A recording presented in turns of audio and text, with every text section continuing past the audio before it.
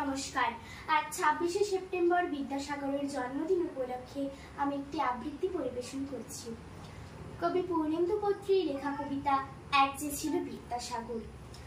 এক যে ছিল বিদ্যাসাগর, ভীষণ বাজে লোক, বলতো কিনা বিধবাদের আবার বিয়ে হোক। এক যে ছিল বিদ্যাসাগর, দেখতে এলে বেলে, চাইতো কিনা লেখাপড়া শিখুক মেয়ে ছেলে। এক যে ছিল বিদ্যাসাগর, দেমাগধারী ঘাত, সাহেব যদি জুতো দেখায় বদলা তৎক্ষণাৎ।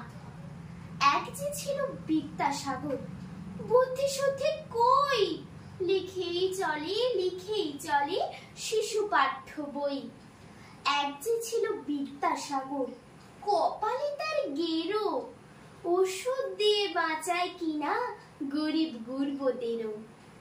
এক যে ছিল বিদ্যাসাগর, মগজটা কি ফাঁকা, যে যেখানে বিপন্ন তার জোগাড়ও চাই টাকা। নমস্কার।